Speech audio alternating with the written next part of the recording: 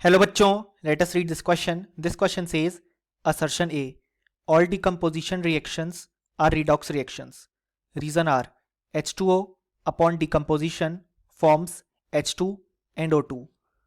और हमारे ऑप्शंस हैं. Option A, both A and R true and R is the correct explanation of A. Option B, both A and R true but R is not the correct explanation of A. Option C, A is true but R is false. Option D, A is false but R is true. Option E, both A and R false. So इस question में कहा गया है सबसे पहले assertion ए कि सारी decomposition reaction redox reaction होती है. Reason are H2O upon decomposition forms H2 and O2. So इस क्वेश्चन को सॉल्व करने के लिए जो की कॉन्सेप्ट रिक्वायर्ड है हमारे पास वो है कॉन्सेप्ट ऑफ डिकम्पोजिशन रिएक्शन.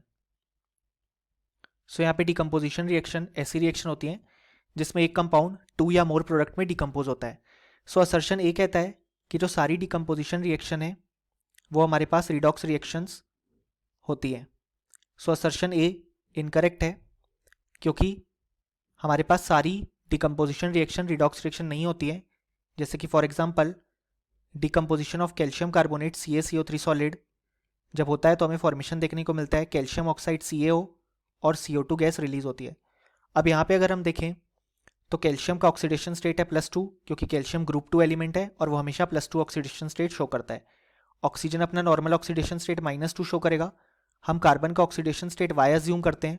सो हम लिख सकते हैं +2 + Y -2 × 3 is equal to 0. So यहाँ से Y की वैल्यू आ जाएगी +4. सो यहाँ पे कार्बन का ऑक्सीडेशन स्टेट है +4. कैल्शियम ऑक्साइड के केस में कैल्शियम हमेशा +2 ऑक्सीडेशन स्टेट शो करता है.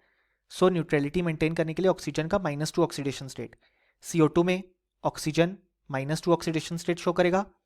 सो 2 ऑक्सीजन है तो -4. सो न्यूट्रलिटी मेंटेन करने के लिए कार्बन का +4 ऑक्सीडेशन स्टेट यहाँ पे होगा.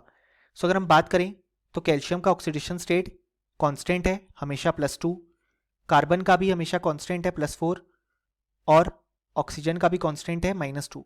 सो यहाँ पे ये डिकम्पोजिशन रिएक्शन तो है बट यहाँ पे ना तो ऑक्सीडेशन हुआ यानी कि इंक्रीज इन ऑक्सीडेशन नंबर, ना ही रिडक्शन हुआ यानी कि डिक्रीज इन ऑक्सीडेशन नंबर. सो ये रिडॉक्स रिएक्शन हमारे पास नहीं है ऑल्दो ये डिकम्पोजिशन रिएक्शन है, इसलिए असर्शन ये इनकरेक्ट हो जाएगा. अगर हम बात करें यहाँ पे रीजन आर की, सो रीजन आर में हमारे पास H2O की डिकम्पोजिशन रिएक्शन की बात की गई है. सो जब H2O डिकम्पोज होता है तो हमारे पास फॉर्म होता है H2 + O2. अगर हम इस रिएक्शन को बैलेंस करें तो यहाँ पे 2 आ जाएगा एंड यहाँ पे भी हमारे पास 2 आ जाएगा. सो इस केस में हमारे पास जो हाइड्रोजन है वो अपना नॉर्मल ऑक्सीडेशन स्टेट +1 शो करेगा और ऑक्सीजन -2 ऑक्सीडेशन स्टेट जो कि उसका नॉर्मल ऑक्सीडेशन स्टेट है वो शो करेगा. H2 में हाइड्रोजन 0 ऑक्सीडेशन स्टेट शो करेगा क्योंकि वो खुद से कंबाइंड है और O2 में ऑक्सीजन 0 ऑक्सीडेशन स्टेट शो करेगा क्योंकि वो खुद से कंबाइंड है. सो यहाँ पे जो डिकम्पोजिशन रिएक्शन है वो इस केस में एक रिडॉक्स रिएक्शन भी है क्योंकि यहाँ पे जो हाइड्रोजन है उसका हमें रिडक्शन देखने को मिल रहा है क्योंकि उसका ऑक्सीडेशन नंबर डिक्रीज हो रहा है फ्रॉम +1 to 0 और ऑक्सीजन का हमें ऑक्सीडेशन देखने को मिल रहा है क्योंकि यहाँ पे उसका ऑक्सीडेशन नंबर इंक्रीज हो रहा है. सो जब H2O डिकम्पोज होता है तो H2 और O2 फॉर्म होते हैं.